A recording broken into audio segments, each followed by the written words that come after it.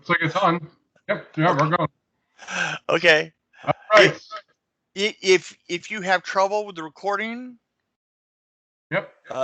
I think let's see if mine's running. Mine's not running. Isn't that weird? Huh. Mine says it's going. It's active now.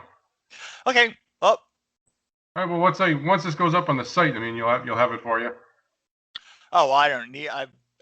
It's just normally mine always catches things going in the background. For some reason, it decided this time not to, which is it's distressing in its own way. Huh. All right. Well, just to kick off here. This is Chris Fink here with Mick Strawn. He is the art director / production designer for Nightmare on Elm Street 3 and 4, as well as many other projects that people may be familiar with. I'm sure anyone that knows you at all are familiar with your work with Candyman, Blade, Boogie Nights, Critters, Freddy's Nightmares, the Fat Boys music video, and many more. That's just to name a few, so we can get into this. Yeah, that's me. Hey, how you doing, Mick? Pretty good. I'm doing pretty good. Now, are you writing or are you doing a podcast? I'm doing actually. I guess you could call it a podcast. I'm on board with the website wickedhorror.com, and I told them about your offer to do an interview, and they were ecstatic about it, as was I. So, this is my very first interview with anybody of sorts, because I just jumped on. I've been trying to get on board with the site for a while, and these guys are pretty substantial by the looks of them, and they were open for my reviews and what have you. That's why I opened at first saying, "Can I write a review on the book?" And you countered with an interview. So I was a little floored by that. Because oh, you're muted again. Your thing's muted again.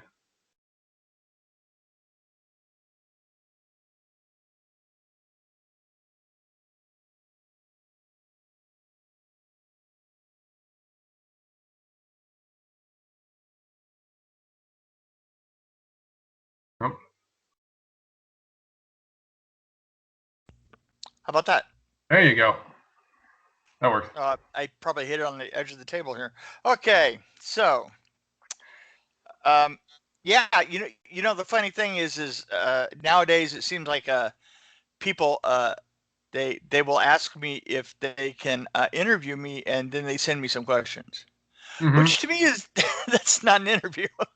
Has no organic quality to it. It doesn't it doesn't do the job. Exactly, I understand. Unless you're pinging from one place to another, you just don't have it. Yeah. No, I've been a fan of Nightmare for the longest time, for a better part of 30 years. I'm 33 right now, and story goes, my aunt had me on her lap when I was 3 years old watching the first one, and as she tells me that she thought I'd be scared, but instead I was laughing. I don't know what that says about me, but I can probably say that that's where my my fandom of the whole franchise started. And you've confused your sense of humor with your sense of horror. I guess so. But that's what I do. It's what I write. It's what I read. It's what I enjoy. And yeah, from the word go, Nightmare 4 was always my favorite. And yes, but, I mean, it's hard to actually say which one's my favorite because I like them all. I take a lot. What's that? Nightmare 4 to me is to me, Nightmare on Elm Street 3, my concept on it was very much that let's stop doing this on location. Let's bring it onto a stage, and let's do this a little bit more like a carnival ride. Yeah. And if Nightmare on Elm Street 3 was a carnival ride, then Nightmare on Elm Street 4 is Disneyland. Yeah, I remember one of the biggest things that hit me when I was first reading the book was I was describing to my girlfriend. She said, "What's the book about?" And I explained to her it's about your experience behind the scenes and the work you did on the film, mostly 4, but there was some snippets about 3 as well. Yes. I explained that all to her, and whenever I get talking about Nightmare on Elm Street, I just can't stop. And I explained to her verbatim. I said the 4th one was best way to describe it. the MTV music video of the franchise, and Right. I turned the page, and that's exactly what was said. And I looked, I was like, I swear I did not read that and pitch it back to you. I can't believe that's how it was said. That's Well, it's always been. Let's see. What was it? Nightmare 1 is the original. Nightmare 2 was the confusing one. Nightmare 3 was the religious one. Nightmare 4 was the MTV one, and on down the line. They've all got a tag to them somewhere. Yeah, that makes sense. But again, they're all great. But just to address the book, though, how did you come about writing the book? Like, what was your spark for doing this one? Well, I'll tell you, and it's part of the reason that I will eventually do a 1 for 3, is that all the stories that you hear are,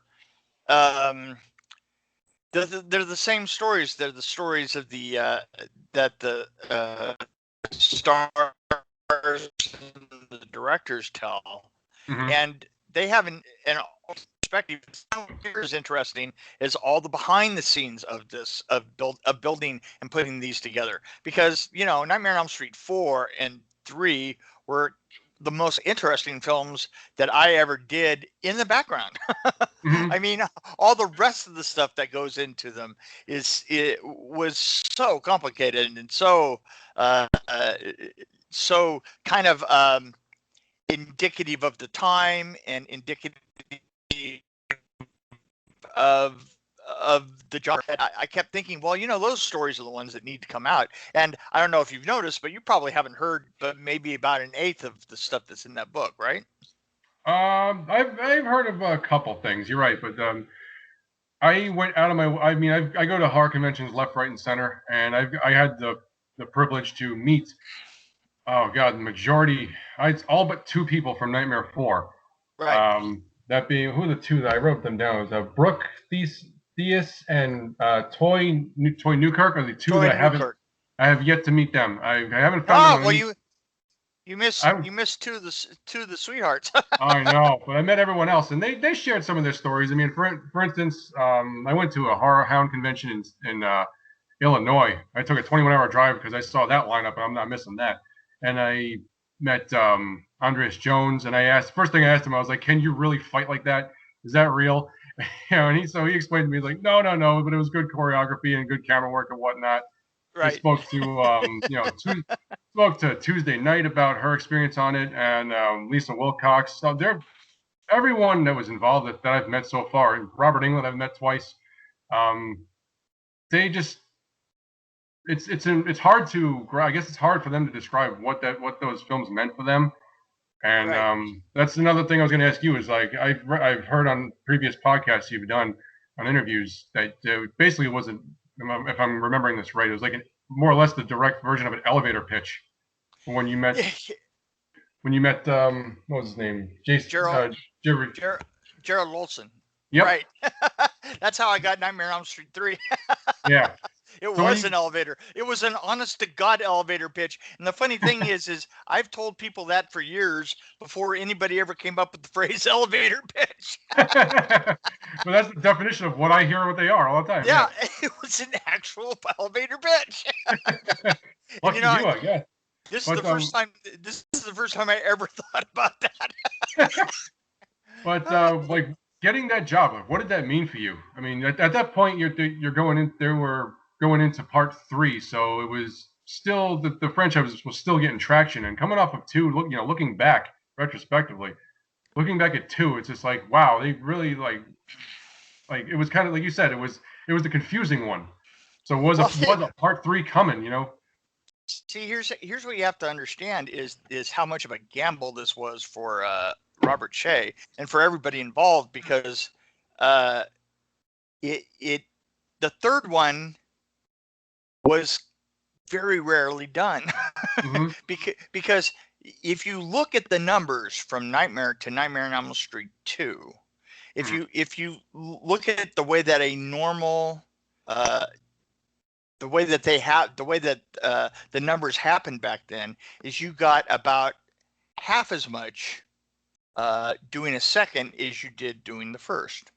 I mean, monetarily speaking. And the thing is the idea of trapping, of getting somebody's attention for such a long period of time, you know, from one episode to the other, it hadn't really gelled. I mean, there wasn't a whole bunch of people doing a third back then. Yeah. And so what we did is we sat down and we were very, very intentional about doing a couple of things, about looking at the films and saying, look, we want to avoid having just a bad guy in your dreams just killing people, because that's what it becomes. I mean, and I think that was part of the problem that you had on it wears really quickly. Right?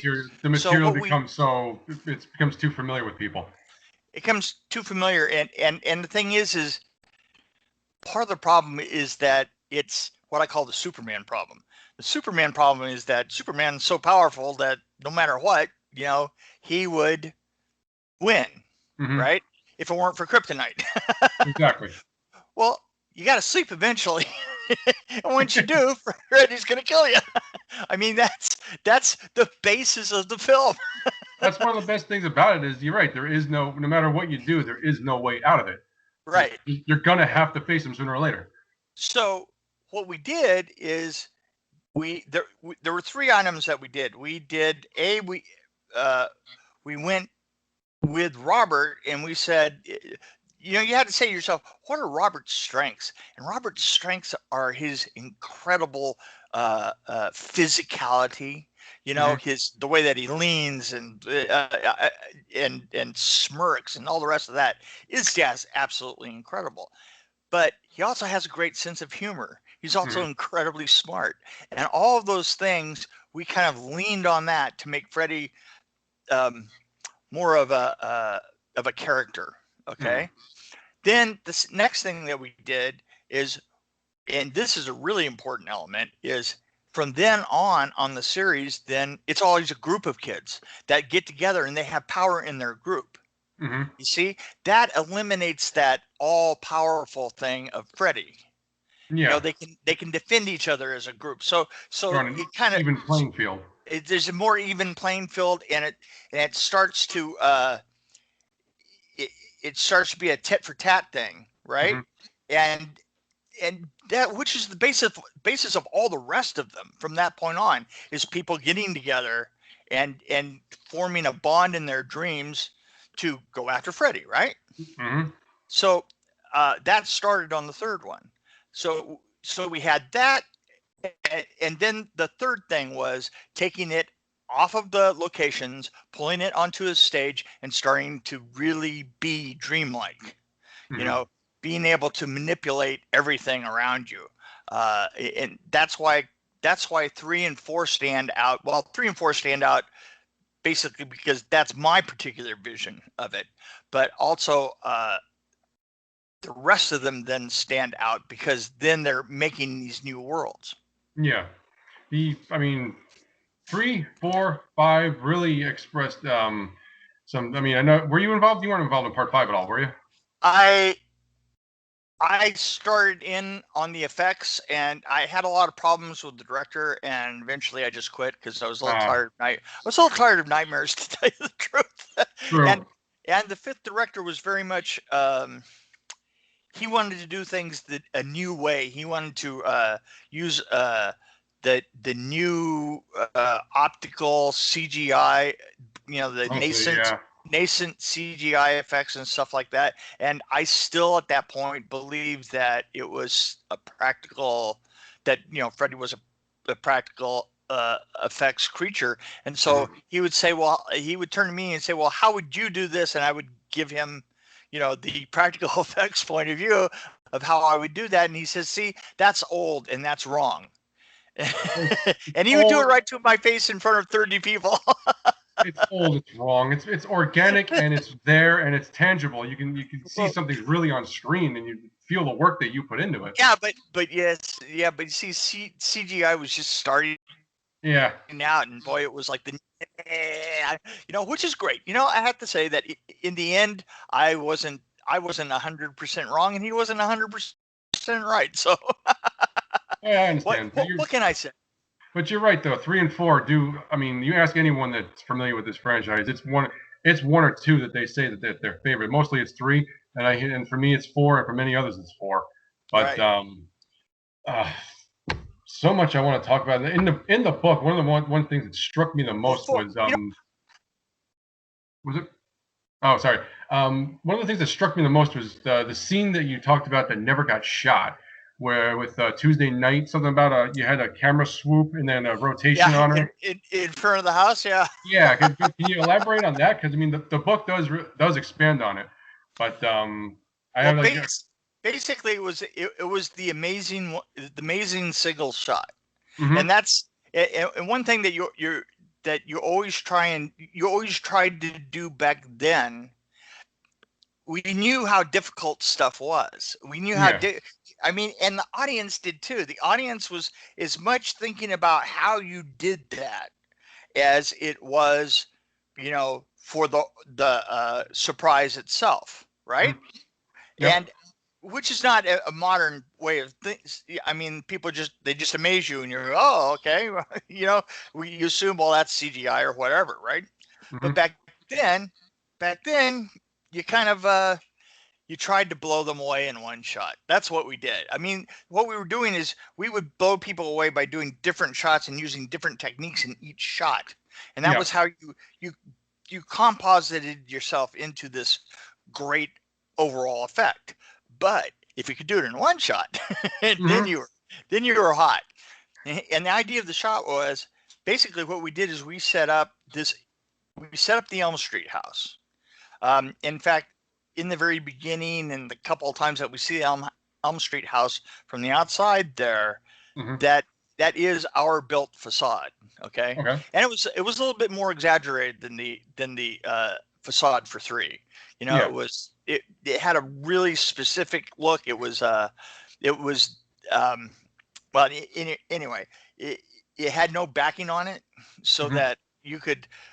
There were shots where the lights were shining through it, and you don't know if you're not a lighting guy, but it'd have rays of light coming out of the house, which would require a light about 60 feet back in order to do that. And you're like, well, you know that there's no house there. That's just an enormous kookaburras as soon as you see that light. Yep. So anyway, so we built that house, and then we built a track over it. Mm-hmm. That was on a couple of huge stands on each side, and built over that, hanging over it, mm-hmm. was a facade of another house. Okay. And it was supposed to be Tuesday Night's character's house, right? Mm-hmm. Kristen's house, right? So we duplicated that, and we put the whole thing on rollers, and mm-hmm. then we made it, and so then we built a hallway, an Elm Street hallway, very obvious Elm Street hallway, with a door that shuts down all the way out on the sidewalk, all the way across the street. And we literally built it across the street and tagged the street off so that you had to go around it. This was in Hancock Park, so we weren't real popular that day. Yeah. The day that we finally set up the hallway. So the idea is that she comes out, she hears something from inside of the room, mm-hmm. and she goes down to her front porch, down the stairs, out onto her front porch, and the camera is sitting here looking up at kind of right at her eye line, and she hears a clicking, and the camera goes, she starts to spin and look around, and the camera goes up over her head. Mm-hmm. Now when it's over her head, we move her house out of the way. Mm-hmm. And then the camera slams down like this, going all the way down almost to the ground, looking up at her, and behind her is the Elm Street house. Yeah. Done. So that was done in real time. And then and then she looks behind her and starts to run forward. Mm-hmm. And the camera's in front of her as she runs forward, and she runs looking over her shoulder, looking over her shoulder, looking over her shoulder, and her and the camera now run straight into the hallway. Mm-hmm.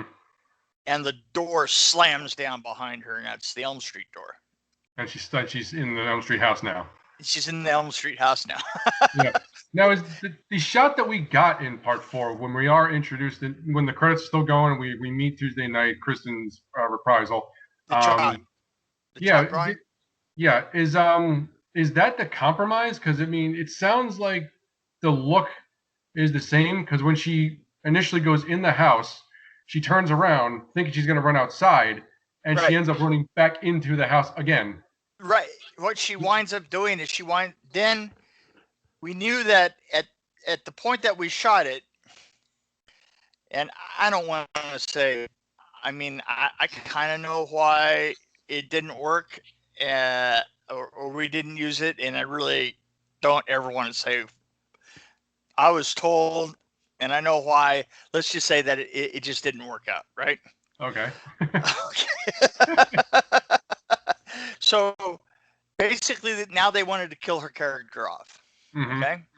So the echoing of the we did that on stage. Yeah. So because we had the version of the house that was the living room inside, and then the copy of the living room on the other side. Mm-hmm. So you saw the staircase and the staircase. Yeah. Right. That was built on stage, as well as another version of the house that was upside down. Mm-hmm. And there were hallways everywhere. There are always hallways everywhere.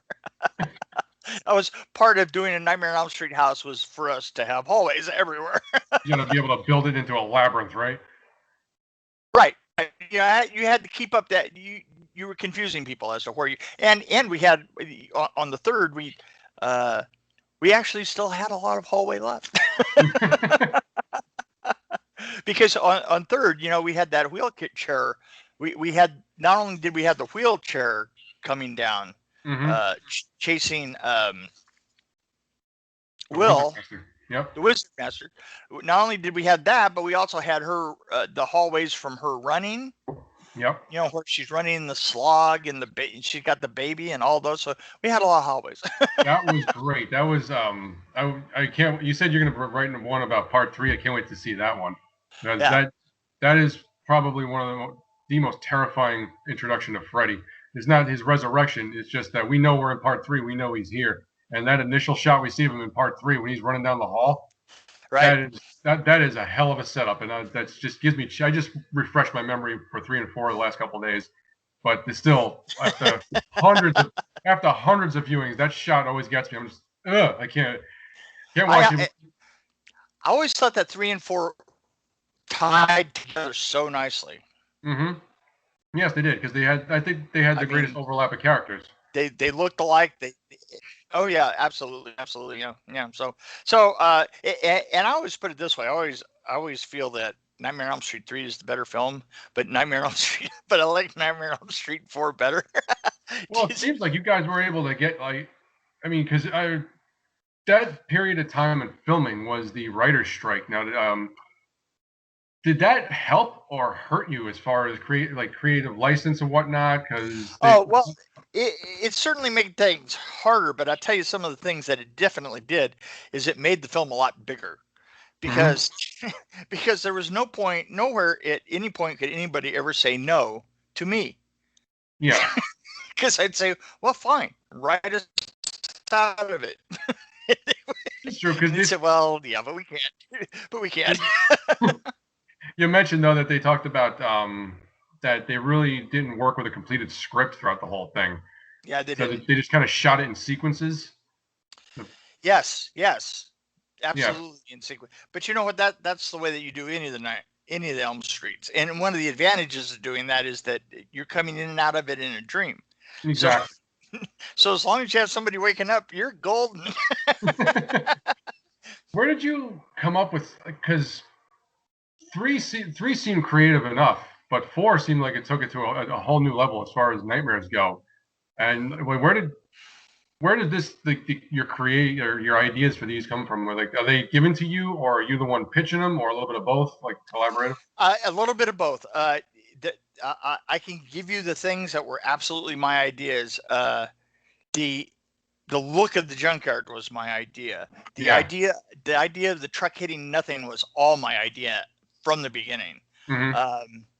The church, the concept of how to shoot the church was my concept, and it was from my dealing with Tales from the Dark Side back in the day, and knowing how far I could get away with a void. Because the funny thing about that is that you don't know how little there is in the church. Mm-hmm. And on screen, you mean? Yeah, as far as for a set and Mm-hmm. and for space, and basically what it is a bunch of people pieces floating in the air. Mm-hmm. And you put it together in your head as being a space. Yeah. And I was, the way I was messing with that, like I mean, we had that frame, the stone frame around the door, and that was standing as one piece by itself. Mm-hmm. But then everything around it was blacks, Yeah. and the blacks were moved back about 30 feet, so that it gave you this odd optical feeling to it. It looked like it was kind of bowed inward. You know, I don't know if Right. that was a camera. I don't know if that was a camera lens trick, or if that's actually how it was built. It was not built that way, but the thing is that we were dealing with big distances and really wide lenses, so Okay. that's how you get that bow to it. Okay. Because the distances are bigger than you think, and there's a lot less in there than you think. I mean, as you're looking across the pews, and you're watching that fight, Mm-hmm. The only thing that you're seeing a few columns, and you're seeing the out frame of like Gothic style windows, but those are just pieces of plywood that were painted. Mm-hmm. That were just hung in the space. Yeah. And yet you build the rest of the church around in your head, It seems apart from that whole climax in part 4. The other very elaborate shot looked like it was a hell to make was Debbie's nightmare when she turned with the elbows and she turned into the cockroach. Right. That looked like it was a nightmare in itself, no pun intended, to actually film and put together. It was, but it was a lot of fun. Oh, I bet, yeah. Like, as far as what did the pictures that you have in the book that show like the stages of what she went through, the bodysuit and right. the fake and her fake head and the goo that they had her in and whatnot. It looks very elaborate. It was hard to comprehend. Well, the funny thing about it is it was hard to comprehend from the beginning. It was hard to comprehend from the point of view of working with Screaming Mad George, because I was the one that had the liaison with him in order that we built the sets and the everything that could work together. Mm-hmm. And he was a creative genius, and he did something really interesting. I mean the way that he put everything together, but the thing is he was not very good at explaining it to other people, and got kind of a reputation of being hard to work with from that point of view. Yeah. It's because he just kept it in his own head, and he would explain it to you. Well, look at this piece and look at that piece and look at this piece. And he'd show you a little piece of a wing, he'd show you like a little piece of a head, but none of this stuff ever came together until the last minute. So you're like, okay, well, I sure hope he knows what he's doing. But there's a story in the book about in the goo about us mixing up the goo, because I ordered the super slime, how I almost lost an employee to it. Oh, really? Well,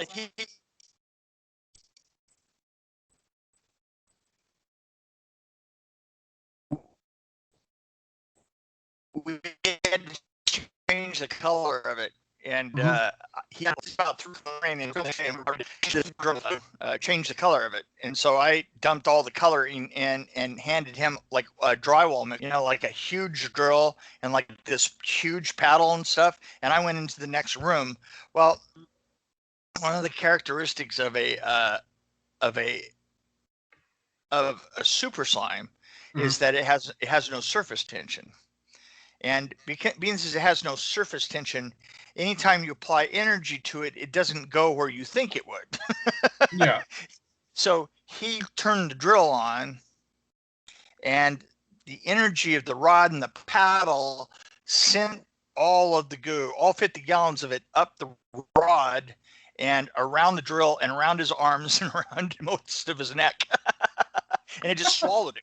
Just like that. Just boom.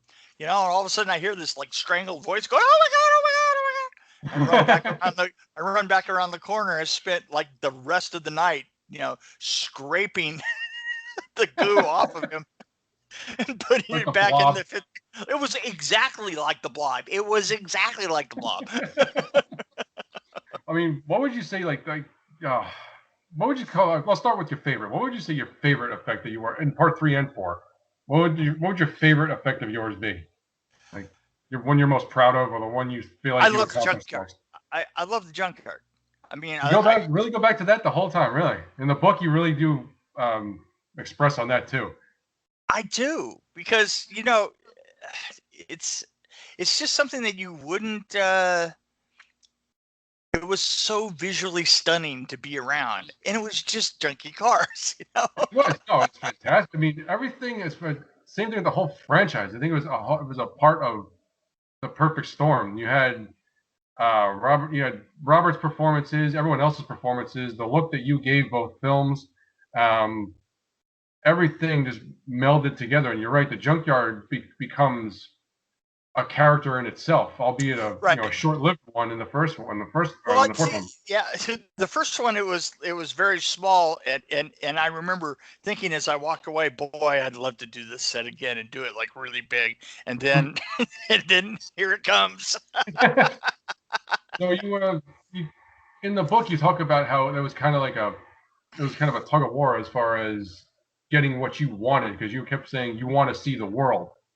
Right. Well, that was and that was hilarious. That was a whole different battle. That was between me and the optical guy. Yeah. And it was so funny because at one point he actually started to use logic against me, which was this is the craziest ass thing I've ever heard in my life. I gotta say that to be totally honest, when I grew up and started using more colorful language, the first phrase I would be throwing at people left and right was Ken Sago's line of, "Take that, mother effer." I don't know how colorful I could be on this website, so I got to keep that PG. But that was one of the first things I would throw at people, and they're like, "What are you talking about?" I'm like, if you're not watching the movie, you don't know. I don't care. I love it. The great thing about it is that there was also another aspect of that sequence that people never think about, is that the dog is the only one that showed any common sense. Yeah, really. The dog ran away. See ya. Hey, wow. The funny thing was, one of the funniest things was I met Ken Sagos at a convention, and I had him. And he's the sweetest guy in the world. Yes, very, very nice. And I had him sign my poster, and he looks up at me and says, "How'd you like me to sign it?" So I told him, he was like, "What line do you want?" I said, "On this one, on part 3, I'd like you to say, 'Great, it's my dick that's killing me.'" And on part 4, when he's in the whole straight talk only in this room, right? And in part 4, I told him, I said, "You got to write your junkyard line." And he's like, "What is that?" And I told him what it was. He said, "I didn't say that." "Yes, you did." Yes, you did. Yes, you did. I told him, "I watched this movie over 100 times. Trust me, I can recite it backwards and forwards." He's like, "Okay." He's like, "If you want me to say it," I'm like, "It's okay. I know exactly what you said." It was just hilarious that he didn't remember it, because I thought that would be one of his taglines, at least for the 4th one. Yeah, but he's also a very religious guy. Yeah. Yeah. So, Um. but anyway, I mean, I think that's, you see, some of my favorites are probably not some of the other people's favorites because a lot of them have to do with just building it in the first mhm, place. I also love the whole snake sequence. But Three. from number 3, but I have to tell you the truth is that there's a set in there that you just barely go past that was just so much work, and it was so cool when it was done. Was the metal staircase that you go down that was in forced perspective? Yep. Yep. Okay, that was an amazingly weird thing, difficult thing to make. It was only 20 feet long. Uh-huh. The door So in order to, kind of went nowhere and into Freddy's hell. right, and then the staircase that goes down to Freddy's hell.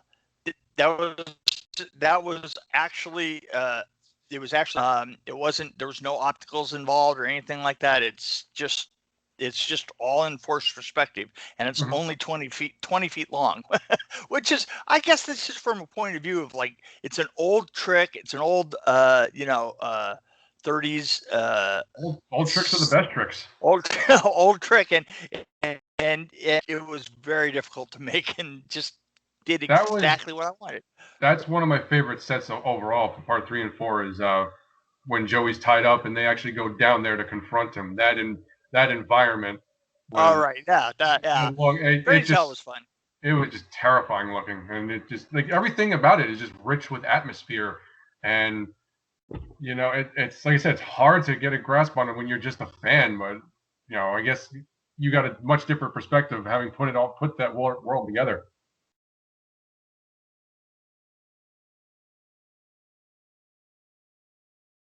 My computer kind of slowed down on me here. And, and, Oop. and how? Oh, there you go. Are you back? Okay, yeah, it froze on me there for a second. Okay. Uh, yeah. What was I saying? Uh, About Freddy's Hell down in part 3. yeah. Freddy's Hell was a lot of work, and it was a lot of a lot of kind of optical work too that was associated with it, like hanging Rodney up on the side, and all the rest of that Yep. it wound up to be a very, very complicated sequence. Yeah. As far as difficulty though, like you said you were given a lot of creative licenses to come up with your ideas. What would you feel the most challenging one for you was to make come to life? Oh boy, I'd have to think about that for a sec. Um, the trying to come up with a concept for the church was actually difficult, and it really, really worked in the end. Mm-hmm. As far as difficulty in reading it and then looking at it, we also had a lot of trouble with Andres's scene. His nightmare scene. Yeah, that's the one with the floating fabrics and stuff like that. Yeah. Because that was just kind of a throwback, a throwaway at the end. Mm-hmm. His sequence was actually one of the most complicated at one point. It seems like the easiest one because it's just him there. Well, here's the thing. It wasn't originally written that way. It was originally written several different ways. Uh-huh. and I mean, if you remember him in the elevator, right? He's in the elevator. At one point, the elevator, actually, we had mounted it up in the air, and we had put a bottom on it that was made out of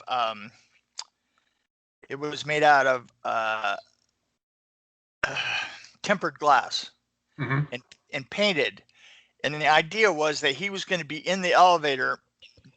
We were going to be up over his head, and we were going to break the glass. Mm-hmm. And there was going to be a new hell for him to deal with. Yeah. and he would fall into that hell. And then that sequence was going to be kind of Freddy's Hell kind of, right? Mm-hmm. But for some reason, it kept changing. It kept getting cut out, and then it'd come back, and then it would change, and it would come back. And then finally, we shot the sequence with him just getting out of the elevator, and then we had to figure out what to do with him. Because he's just standing there in a dojo by himself. Yeah. Kind of. Well, no, I mean, he wasn't standing in a dojo because that concept wasn't even there. We just had pictures of. We had him leaving the elevator.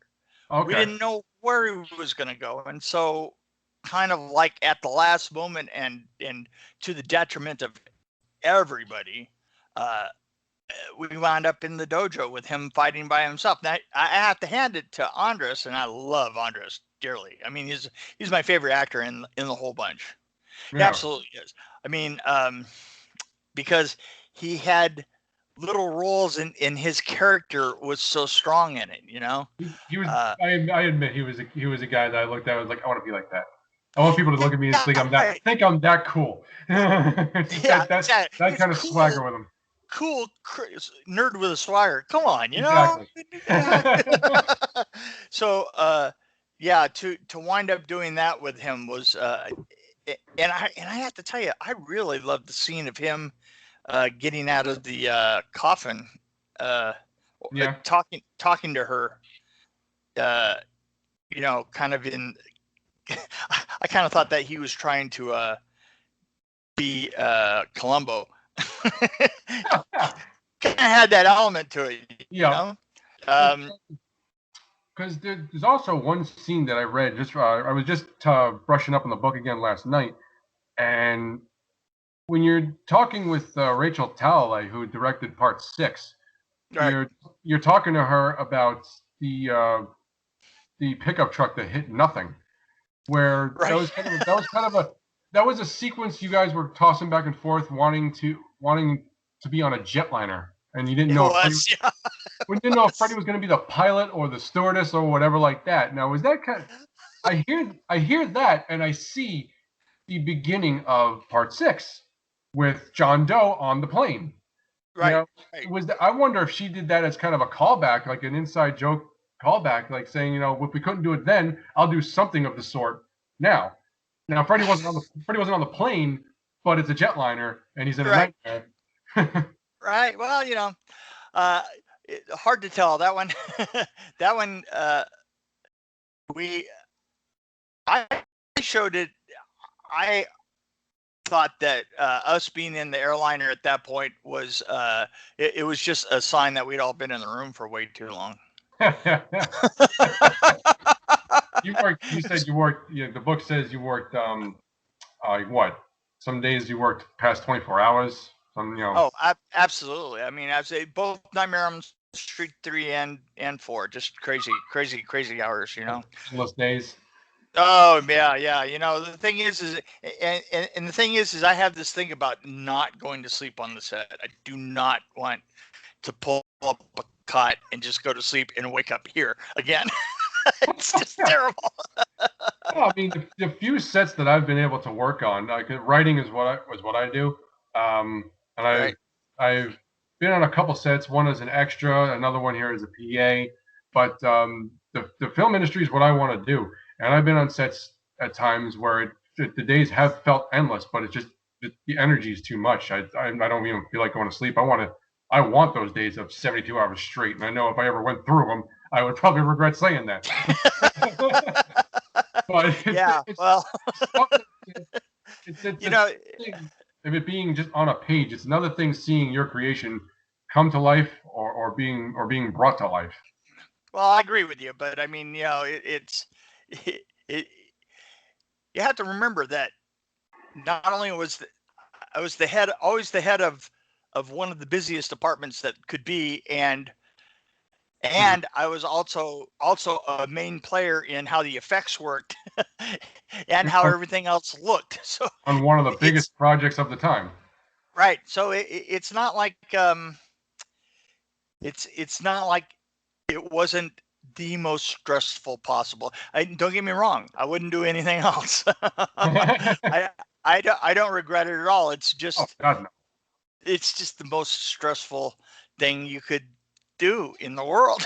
I bet, but I mean, it pays off and it's fantastic. Like I meeting everybody that I have so far and talking with you is just it's a thrill because, like I said, this has been my favorite franchise and still is to this day and probably won't change ever. And I want to. Well, This is as close as I can get to actually being on the set of the project, and it's what I got. well, I love it. It's funny that you should say that because in writing the book, I really, excuse me, you gotta go back there.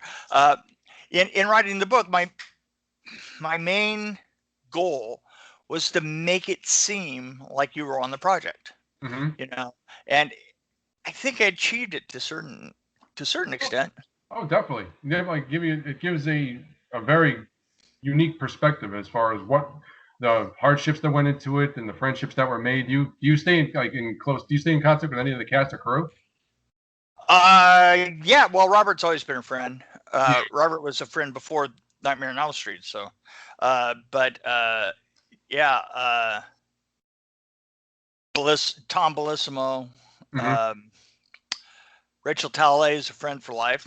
You know. Yeah. Yeah. A lot of these people are just great friends of mine. Yeah, they're Yeah. nicest people I've met. Yeah. Yeah. You know, and I think a lot of the people that worked on the Nightmares, a lot of the people that New Line Cinema brought together to work again and again and again were not driven much by pay as trying to do the project and to do it as well. Driven by vision, like by their. Yeah, oddly enough, driven by vision. I mean, look at some of the ones that New Line Cinema was involved in the very beginning. You know, you have the Nightmare series. Mm-hmm. You have The Hidden, which is just like an all-time little gem. Mm-hmm. You know, the Pump Up Volume beginnings of that. All the rest of these, like, just incredibly stellar things. You know, which it had a lot of home runs for a little tiny company coming from nowhere. It did, because as far as I guess, if my history is right, as far as I know, New Line was more not on its last leg, but it was definitely kind of struggling to keep its head above water until Wes came along with Nightmare on Elm Street. Yeah, you know what it was? It was Bob Shea. Bob Shea and a group of guys that had an office in New York, and they got the distribution rights to weird little films and distributed them in theaters and in the college circuit, you know. And Bob would get weird stuff. He had like the classic was that, you know, he owned the marijuana film. You know, Reefer Madness. Okay, yeah. And I think that sums Bob up perfectly. Oh my God. You'd be comfortable you saying that, I guess. Well, I get to say that because Bob's an old friend. Okay. He said, I see him on the cameos. He seems like a very, in interviews, he seems like a very nice and straightforward guy. He's very straightforward, that's for sure. Yeah. he's not always nice. What, but because today the film industry itself has changed drastically, and it's hard to come by. I mean, outside the Walking Dead and maybe a few other ones that I can't think of off the top of my head, that they still use practical effects. I mean, what are your thoughts on the industry today? Being the hands-on kind of guy. Well, here's the thing. I think that there's a medium range that some films are starting to learn, and that part of the problem is that the studios themselves, who tends to have known how this is all, you know, they know the most about putting films together, right? Putting movies together, are hoarding that information, and it doesn't get out that much, you know. I think that we have this all of a sudden this huge business. I mean, the business is now huge because it's also in the hands of hobbyists. You know, good. I think small films are amazing right now.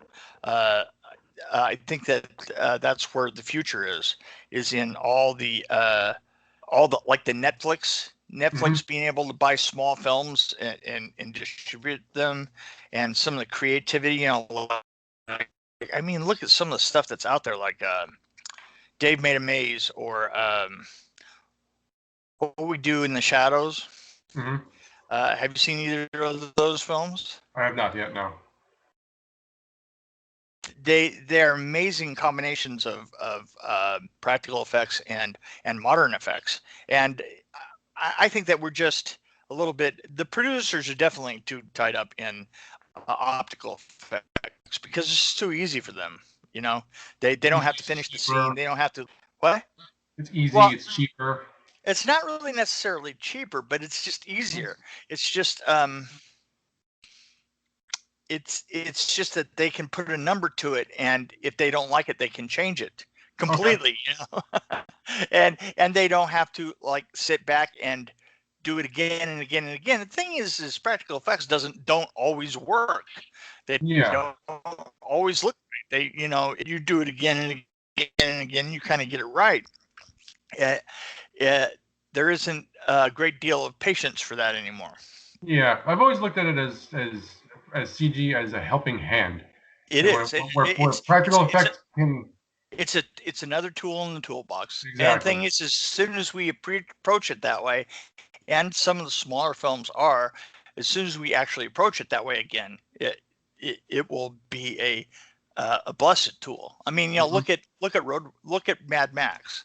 Mad Max is a perfect example of using practical effects, practical stunts, and combining it with optical effects used to mix it together and used to like do atmospherics.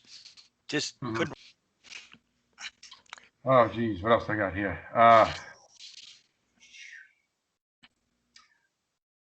I gotta say, like, as far as one of my favorite scenes of Part 4 is the climax with Freddy's chest, like when Freddy's death scene.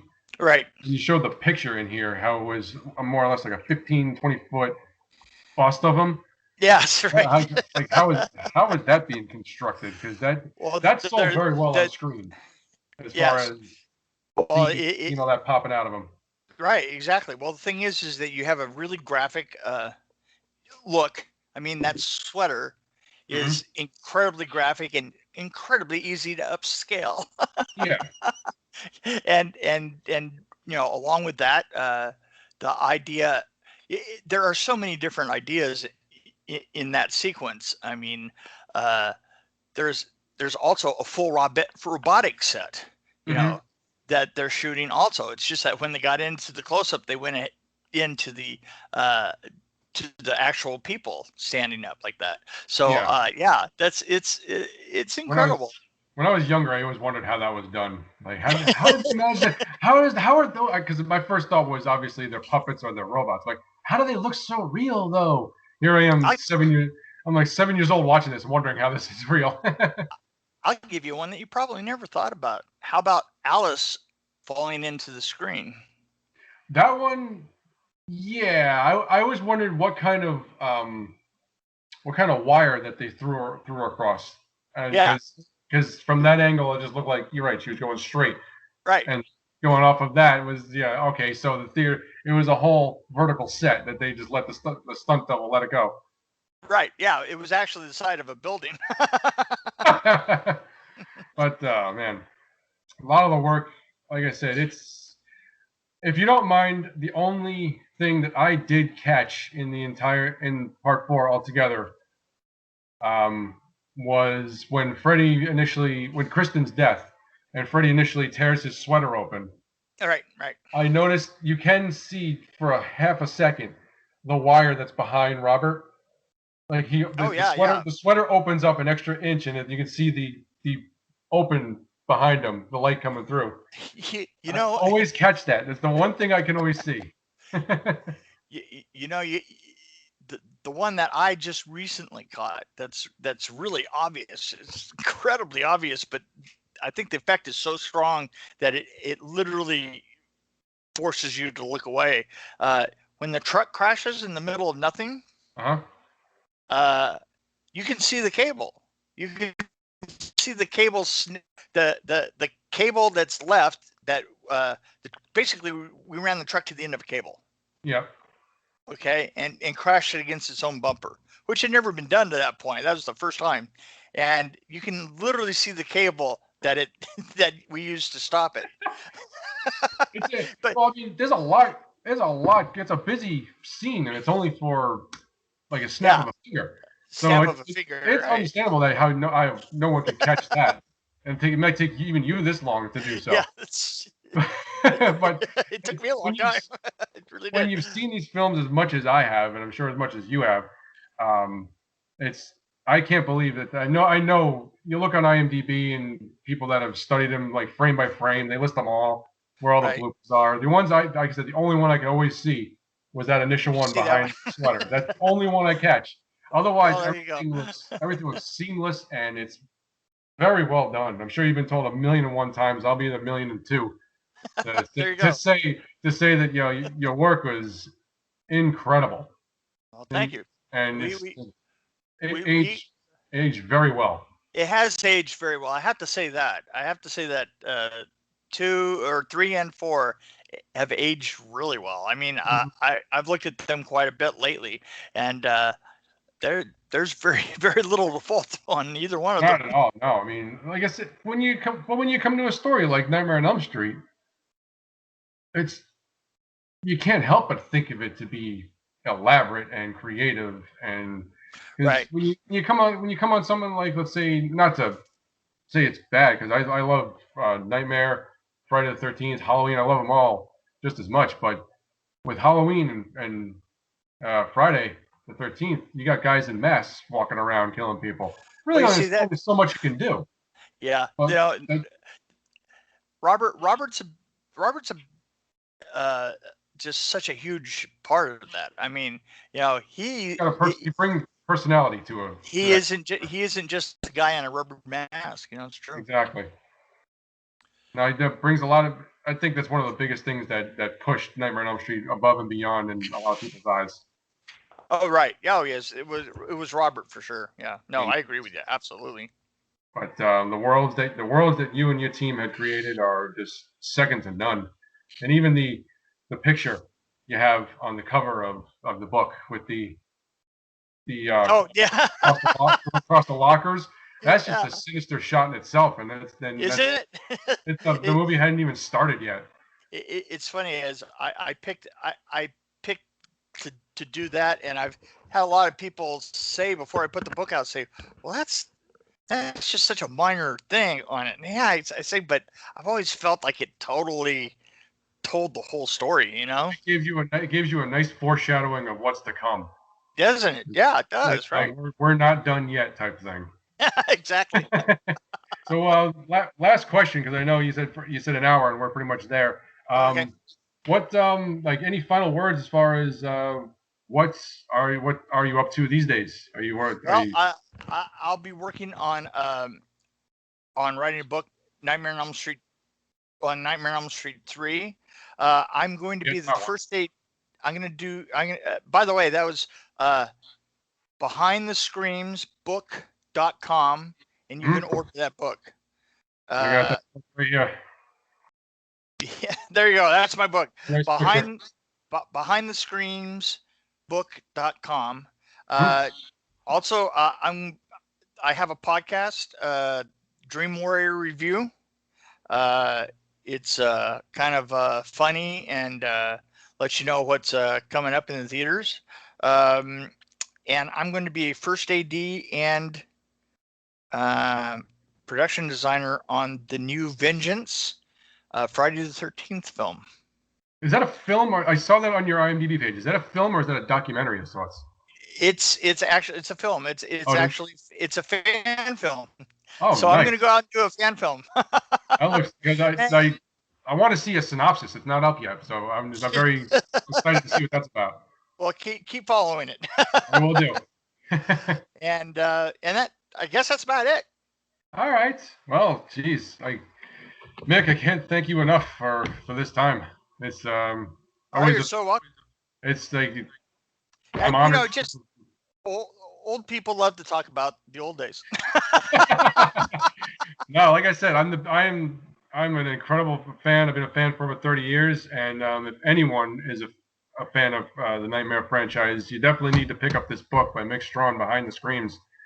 It's a unique perspective that shows what goes into just creating the worlds that 3 and 4 were. Thank you. And Thank you. like I said, this one's all about part 4. The one that he spoke about a minute ago is about part 3 that's going to be coming up. I can't wait to get that one.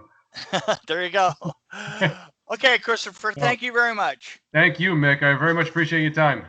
You're welcome. Okay, bye. Have a good day.